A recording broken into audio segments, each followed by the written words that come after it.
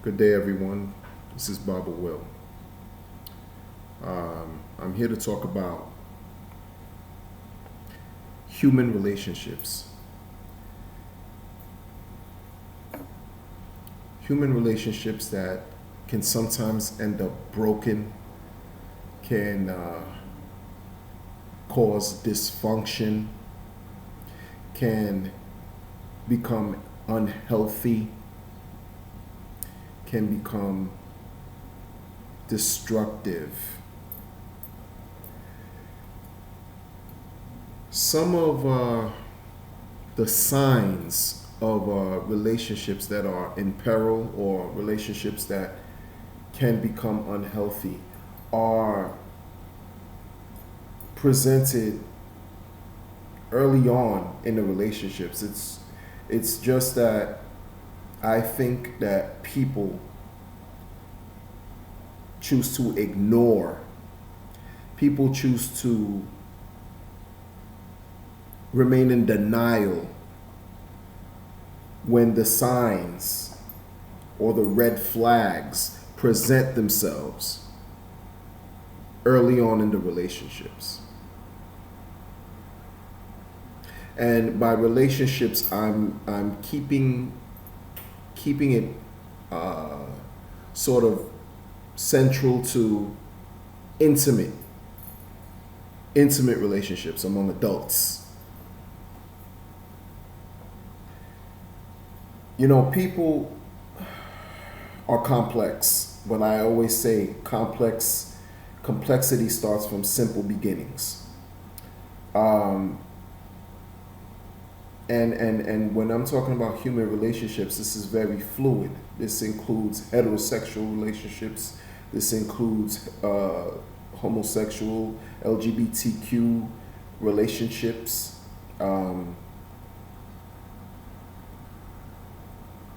When you're attracted to someone and there's an interest there and you choose to pursue the person that you're interested in, generally it's exciting. Generally it's something that you look forward to.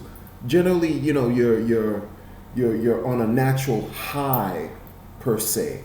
You're hopeful. You're fantasizing about how great things are and how great things can become. And you're in this dream-like state where nothing can go wrong, right? It's many people refer to this dream-like state as the honeymoon period, right? The problem with that is that honeymoon period has a period where it ends. Then what happens beyond the honeymoon period? The relationship continues. Now, when we're talking about relationships, we're talking about more than one person. I'm keeping it central to two individuals. Each individual, hopefully, has reached a level in their life or has an understanding of who they are. Because why I say that is because it's very important. It's very important for people to know who they are. And why I say that is at least know what about yourself. What are the qualities about yourself that you think you can offer in a relationship that can help the relationship thrive, that can help the relationship grow, that can help benefit you and your partner, that can help feed the relationship so that it can succeed and not fail and fall apart and blow up. What is it about yourself? Are you an introvert? Are you an extrovert? Are you a private person? Are you someone that's more outgoing? Whatever it is, did you analyze? Did you take a moment? Have you taken a moment to really get to know who you are first? Did you take the time? Did you take the necessary time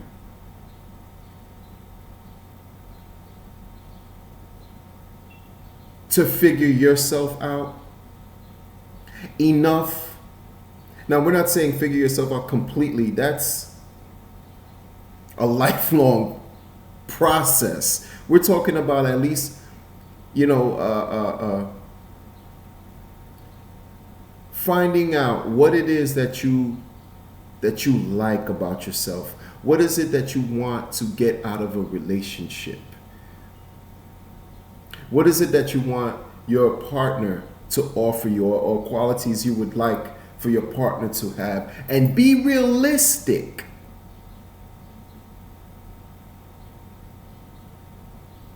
about yourself. Be truthful about what you like, your likes and dislikes, or your strengths and weaknesses, and be realistic about what you would like as far as the characteristics or qualities and traits from your partner.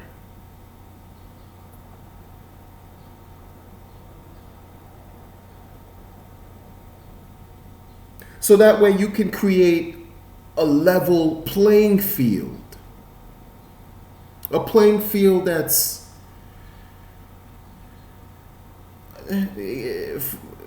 equal, more or less. So that you can both come together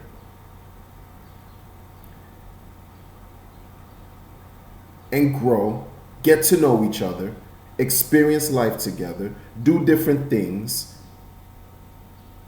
Because when we don't do these things, when we don't take an inventory or a self type of analysis, a deep, reflective and introspective examination about us, on us first,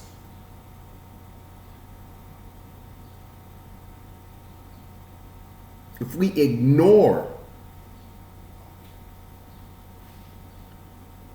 qualities within ourselves, how do we expect to behave in a healthy manner in a relationship with someone else and expect it to be successful? If we haven't taken a self check,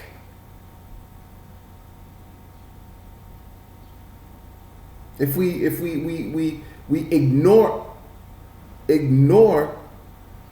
ourselves, how do we expect our relationships will last or will be? How do you think the quality of the relationship will be? First of all, if we're ignoring ourselves, how are we going to pay attention to our partners?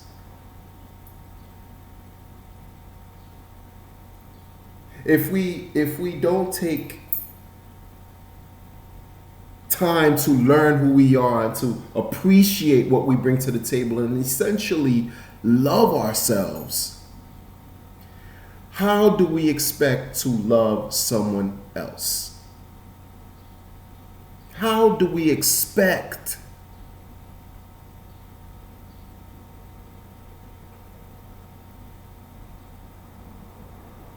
to respect someone else if we didn't have enough respect for ourselves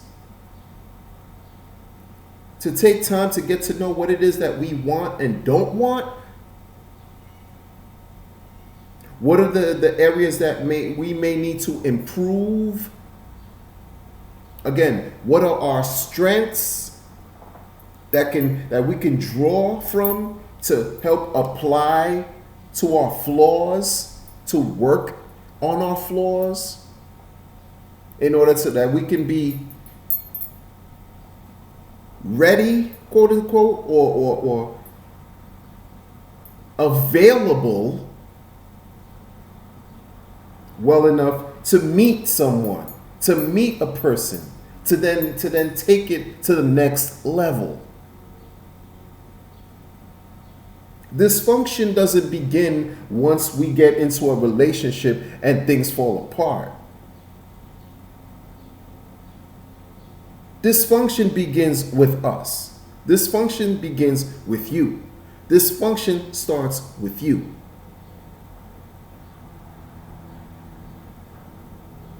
Because if you're balanced and you meet someone who may not be balanced, you then have to make a decision on what is this worth pursuing? Is this relationship with someone who's imbalanced worth pursuing?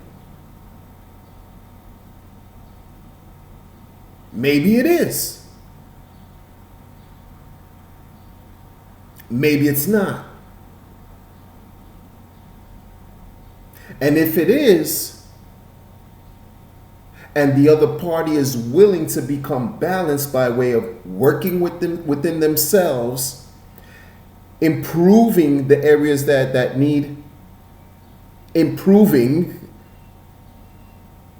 to then work on the relationship together. Because make no mistake about it, relationships take work. Relationships are investments. They require energy, they require time, they require work, they require money, they require so much from us. A great deal of effort. So will it be worth it? And if it is, so be it. More power to you too. But if it's not, it's okay. Don't ignore the signs of imbalance and challenges and problems and issues. Don't ignore those signs. Because when they start to surface, and they show themselves for a reason. They do not show themselves to necessarily, create chaos, but they're letting you know that, hey, we are here. I'm there. I'm a problem that's been unresolved, and I'm present, and I will be present within this relationship, and I will grow because I'm not getting treated. I will cause more problems. Don't ignore, because if we're sick or if we're catching a cold, we have to treat the cold, or else it can become worse. If we feel a pain within ourselves, some discomfort within our bodies that's not going away on our, whatever we try, it's not going away on our own, we seek medical assistance and treatment and feel better and move on. It's the same. It's almost like the same methods that have to be applied in relationships and relationship building. We have to build ourselves. We have to work with ourselves ongoing, and that's a process that doesn't end, because we change. A lot of times people say that they can't change. They don't believe in change. Well, guess what, people? We change every day. We're growing every day. So we always have a chance to change. We always have a chance to do better. We always have a chance to grow, to work on ourselves, to improve ourselves. A broken relationship is broken. A dysfunctional relationship is dysfunctional. Okay, we get it. Now, what is it that we're going to do to mend the broken relationship? What steps are we going to use to apply to heal a broken relationships that's dysfunctional and is hurtful for everyone involved, for both parties involved? These are not arbitrary issues. These are not issues that happen to other people. You're dealing with human affairs, you're dealing with human dynamics, human behavior. This is a part of the social construct of being a human person, human beings. So what we need to do, and what's important, is always identify with ourselves. What is it about ourselves? Take a self-analysis. Excuse me. Take a self-analysis.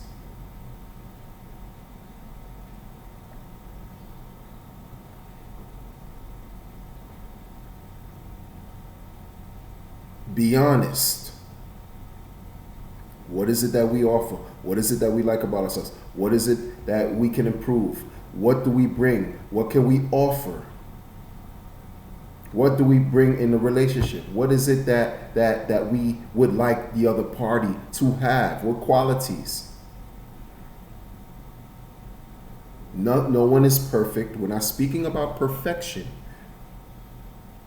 We're just speaking about fostering healthy, long-lasting relationships for those individuals who are interested in maintaining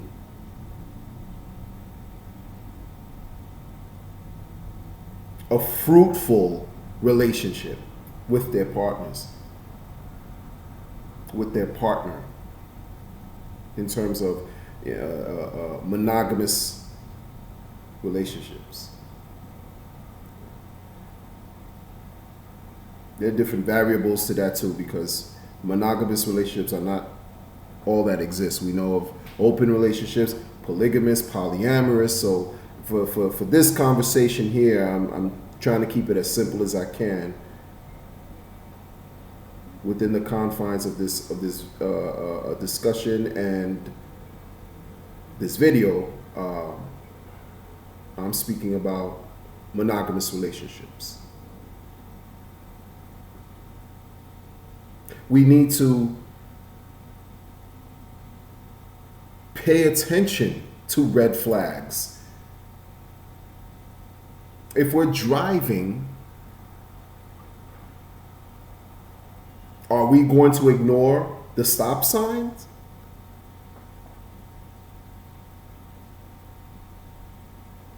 Or do we just run red lights? No.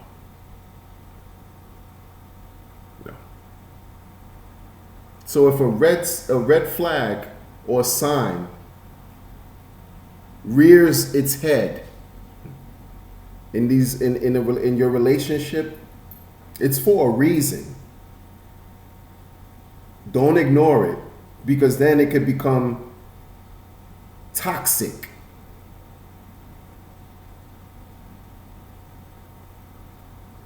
And when you ignore the signs that are showing you that there are problems that exist, the problems just increase. It gets greater and greater and greater, to the point where now you're in an unhealthy relationship that's incredibly toxic, that's causing grief, that's affecting you in so many different ways. It's affecting every area in your life outside of the relationship. Why? For what? Because you wanted to ignore the signs, because you were in love, which is real, but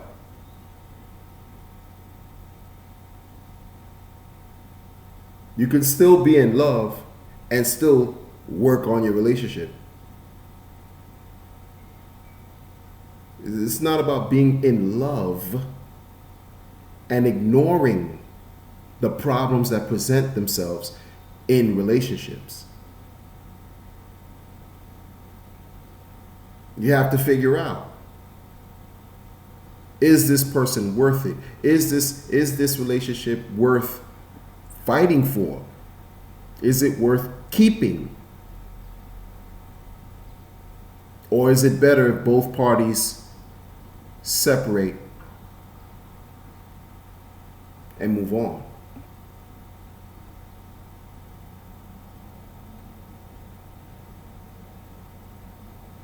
It's something to think about.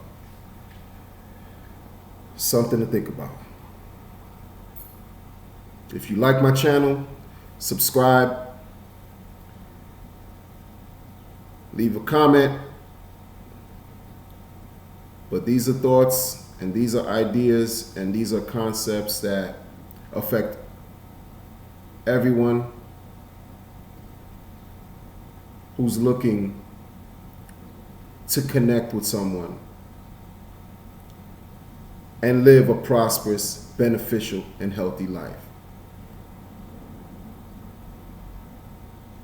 Be well. Until next time.